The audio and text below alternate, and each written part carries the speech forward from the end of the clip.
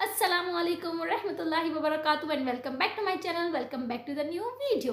अच्छा जी, आज की जो वीडियो है ना, अब उसमें मैं आप लोगों के साथ सीक्रेट कोड्स शेयर करने वाली हूँ। अब आप बोलेंगे किस चीज़ के सीक्रेट कोड्स हैं?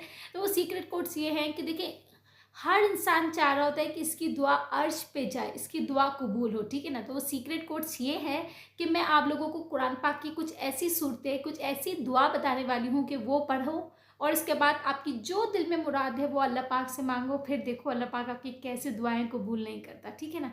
तो ये बहुत छोटी छोटी सी दुआएं हैं, लेकिन उसका एक प्रोसीजर है। उस प्रोसीजर के तरीके को मैं आपको पूरा डिफाइन करती हूँ, पूरा बताती हूँ और फिर इसके बाद आपके साथ वो दुआ भी शेयर करती हूँ। सही ना। तो देखें, प्रोसीजर ये है कि देखें, हर इंसान के दिलों में बहुत सारी बातें होती हैं, बहुत दुआएं होती है, बहुत अधूरी ख्वाहिशें होती है, ठीक है ना। और हमें पता है कि हमारा दुआ को मांगने का तरीका है कि हम नमाज के बाद दुआएं मांगते हैं, ठीक है ना। लेकिन हम बहुत जल्दी में होते हैं, हमें होता है जल्दी से दुआ मांगी, अब हम अपने घर दुनियावी कामों में लग जाए, घर के कामों में लग जाए। नहीं, हमें ठीक है, हमारे पास दिन में टाइम नहीं है, मैं मानती हूँ। लेकिन आप पूरे दिन में, पूरी रात में, कोई रात का एक पहर, जैसे सोने से पहले, इशा के बाद, तहज्जुद के बाद, फजर के बाद, कोई एक ऐसा वक्त निकालो जिसमें सिर्फ आप हो, आपका रब हो और आप जा नमाज पे अपने रब से हम कलाम हो सको, ठीक है ना।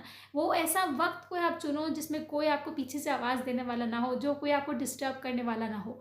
आप अपने रब के सामने अपना दिल खोलो, ठीक है ना। अब मैं इसको कहती हूँ कि आप अपने रब को अपना फ्रेंड बना लो। जब एक इंसान का दोस्त होता है तो वो क्या करता है, अपनी मजबूरी भी उसे ज़ाहिर कर रहा होता है, अपने हालात भी उसको बता रहा होता है, अपने दोस्तों को अपनी ख्वाहिशात भी ज़ाहिर कर रहा होता है। तो आप अपने रब को अपना दोस्त बना लो, उसके साथ अपना पूरा हम कलाम हो, जिसमें सिर्फ आप और वो हम कलाम आमने सामने बैठे हो। उस तरीके से इसके सामने अपना दिल खोलो। लेकिन अब वो सब तो आपको कर, चले बहुत से लोग मैं मानती हूँ कर भी रहे होंगे। अब इसके बाद क्या करना है मैं आपको वो बताती हूँ, ठीक है ना। अब जब आप मुसल्ले पे जा नमाज पे बैठे हैं, अल्लाह के आगे हम कलाम हुए हैं, अल्लाह को अपनी बातें बता रहे हैं, तो सबसे पहले तो आपको चाहिए कि आप अपनी शुरुआत दुरूद शरीफ से करें, ठीक है ना। नंबर 1 पॉइंट है दुरूद शरीफ से, ठीक है ना। कहते हैं कि हम जब दुरूद शरीफ पढ़ते हैं तो अल्लाह ताला इतना खुश होता है कि मेरे नबी के ऊपर मेरे बंदे ने दुरूद भेजा। तो आप कोई भी अपनी दुआ पढ़ रहे हो, दुआ मांग रहे हो, शुरुआत करो सबसे पहले दुरूद शरीफ से, ठीक है ना। दुरूद शरीफ पढ़ा अव्वल व आखिर 3-3 दफ़ा, ठीक है ना। मिनिमम 3 दफ़ा ये दुरूद शरीफ पढ़ लिया। इसके बाद जो मैं इम्प्लीमेंट करती हूँ ना, मैं कुल हु अल्लाहु अहद जो है सूरह इखलास 3 दफ़ा लाजमी पढ़ती हूँ, ठीक है ना। आप चाहो तो आप सूरह फातिहा भी पढ़ सकते हो, लेकिन मैं जो ख़ास तौर पे ना, मेरा ये लाजमन है कि मैं दुरूद शरीफ और सूरह इखलास के बाद फिर अल्लाह पाक से अपना दिल खोलना शुरू करती हूँ, ठीक है ना। क्योंकि सूरह इखलास में क्या, कि सूरह फातिहा में क्या, हम अल्लाह पाक की हम तो सना बयान कर रहे हैं। हम अल्लाह पाक को बता रहे हैं कि अल्लाह पाक मेरा तेरे सिवा कोई नहीं है। अब जैसे कि हम सूरह फातिहा पढ़ते हैं तो उसमें हम बोलते हैं इय्याका नअबुदु व इय्याका नस्तईन। इसका मतलब है अल्लाह पाक मेरा तेरे सिवा कोई नहीं है, सिर्फ तू ही देने वाला है, तू ही दो जहानों का रब है, हम तुझसे मदद मांगते हैं, तू हमारे लिए आसानियों वाले मामलात कर, ठीक है ना। हम जब ये पढ़ते हैं इय्याका नअबुदु व इय्याका नस्तईन, तो अल्लाह हमारे लिए हाजिर नाजिर हो जाता है, हमारे लिए कहता है कि हाँ मैं हाजिर हूँ, मुझसे मांगो, ठीक है ना। मैं लाजमन सूरह इखलास पढ़ती हूँ, ठीक है ना। आप सूरह इखलास पढ़ो, सूरह इखलास में भी हम अल्लाह पाक की हमदो सना बयान कर रहे होते हैं, ठीक है ना। फिर इसके बाद जो थर्ड प्रोसीजर है वो ये है कि देखिए, आप दुआ मांगना शुरू कर रहे हैं, अल्लाह पाक मुझे औलाद से नवाज दे, ठीक है ना। एक मिसाल मैं आपको दे रही हूँ। तो सबसे पहले तो आप अल्लाह पाक से दुआ मांगने से पहले अल्लाह पाक को हम प्यारे प्यारे नामों से बुलाएं। हम कैसे अपने बच्चों को प्यारे नामों से बुलाते हैं, मुन्नी, गुड्डू, ये वो, अभी मेरे दिमाग में वो नाम अच्छे अच्छे आ नहीं रहे, ठीक है ना। तो जो मेरे दिमाग में आ रहे थे वो मैं बोल रही हूँ। हम किसी को भी प्यार से नामों से, निक नेम से बुलाते हैं। तो जब हमें पता है कि हमारे रब के भी तो इतने प्यारे प्यारे नाम हैं, तो हम क्यों वो नाम ना इस्तेमाल करें। जैसे कि अगर हमें रोज़ी के लिए मदद चाहिए अल्लाह पाक से, तो हम क्यों नहीं कहते या अल्लाह या रज़्ज़ाको, ए रोज़ी के मालिक। जैसे कि हमें पता है या मुइज़्ज़ो, किसी का इज़्ज़त का मामला है, अल्लाह पाक मुझे इज़्ज़त दे, मेरे मामलात में मुझे इज़्ज़त दे, या मुइज़्ज़ो। अब ये बोलो, या करीमो, या अल्लाह तू करम करने वाला है, मेरे लिए करम कर। या रहीमो, या अल्लाह तू तो रहम करने वाला है, अल्लाह मेरे मामलात में रहम कर दे। क्यों हम ये लफ्ज़ इस्तेमाल नहीं करते। जब हम ये लफ्ज़ इस्तेमाल करेंगे तो अल्लाह पाक को अपनी शान के हिसाब से अब बहुत खुशी होगी। अल्लाह पाक बोलेगा देखो मैं तो, ये मेरी कुदरत है, मेरी ताकत है, मेरी ये तो सिफ़त है और मेरी सिफ़त को देख के ही मुझसे मांग रहे। अल्लाह पाक को हम और खुश करेंगे, ठीक है ना। जब हमने ये अल्लाह पाक के प्यारे प्यारे नाम ले लिए, ठीक है ना, फिर इसके बाद हमें अल्लाह पाक से हम अपनी दुआएँ पूरी करवानी है। तो हम क्यों पहले सबसे पहले हम अल्लाह पाक से इस्तग़फ़ार ना करें। हम ये तो बस हमें ये चाहिए, हम ये चाहिए, अल्लाह पाक ये चाहिए, ये तो करते हैं, लेकिन हम जो गुनाह करके अल्लाह पाक को नाराज़ कर रहे हैं, तो क्या हम उसके लिए माफ़ी नहीं मांगे पहले।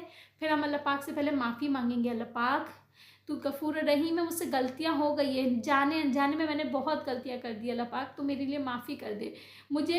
और अल्लाह पाक तो ऐसा है कि हम जब जब हाथ उठा के माफ़ी मांगते हैं ना, अल्लाह पाक फिर से माफ़ करते हैं और हमें एक और नया मौका देता है। दुनिया वालों के पास हम गलती करके दूसरा मौका मांगेंगे ना, तो वो हमें देगा नहीं, वो हमें शर्मिंदा करेगा, लेकिन अल्लाह पाक बिना शर्मिंदा किया हमें फिर से सेकेंड चांस देता है। तो हमें अल्लाह पाक से अपने गुनाहों की बख्शिश मांगनी है, अपने गुनाहों के इस्तग़फ़ार करना है अल्लाह पाक से। जब हम इस्तग़फ़ार करेंगे ना, इसके बाद फिर हमें अल्लाह पाक के लिए क्या करना है, हमें शुक्र अदा करना है। किस चीज़ का शुक्र?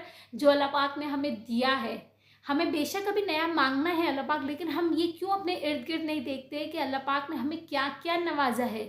हम आगे के मांगने के चक्कर में जो हमें मौजूद मिला हुआ है बिना मांगे, हम उसकी कदर भूल जाते हैं।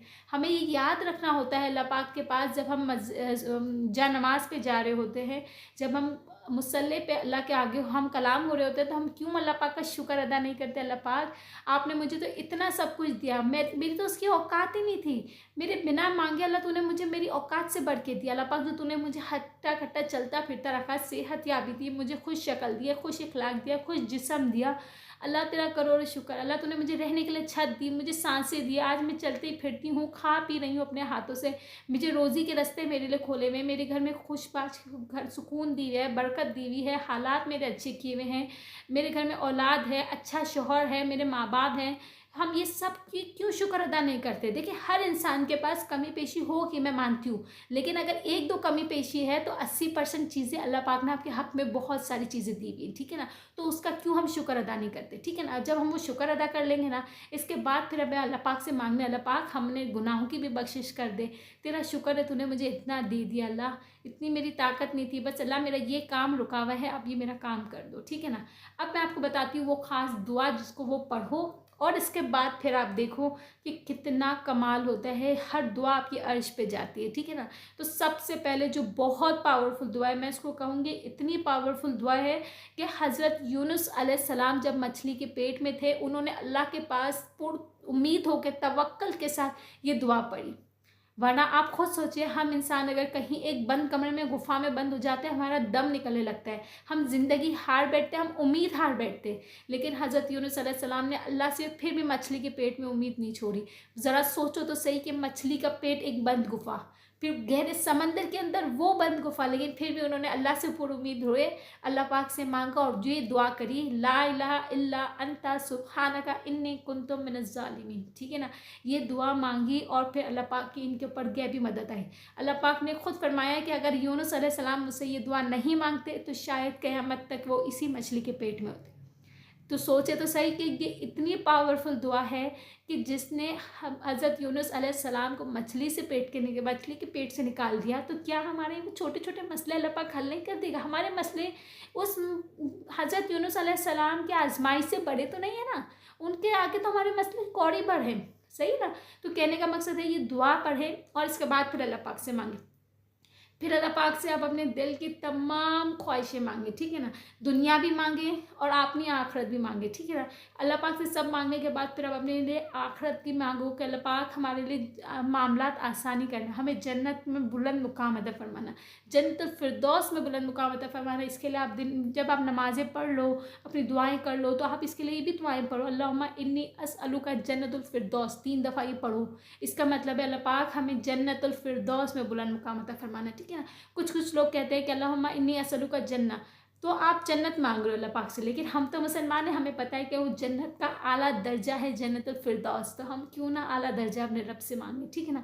ये तमाम तरीके कर हैं। इसके बाद ये अल्लाह पाक से आप दुआ मांगे, ये बहुत पावरफुल दुआ है। इसके बाद आपके हर मामला, हर काम रुके हुए हर काम बन जाएंगे। मुझे अल्लाह पाक से पूरी उम्मीद है। और आपको सबसे ज़्यादा अल्लाह पाक पे उम्मीद और तवक्कल रखना है। देखिए हर काम सिर्फ उम्मीद से हो सकता है, और ये उम्मीद के साथ कि अगर अभी नहीं हो रहा है तो थोड़ा लेट होगा, और अगर ये हो ही नहीं रहा तो इससे अच्छा होगा। ये उम्मीद के साथ करें तो आपके सब काम बन जाएंगे इंशाल्लाह। बाकी मिलते हैं नेक्स्ट वीडियो में। टिल देन अल्लाह हाफ़िज़, अपना बहुत बहुत ख्याल रखिएगा। Bye bye.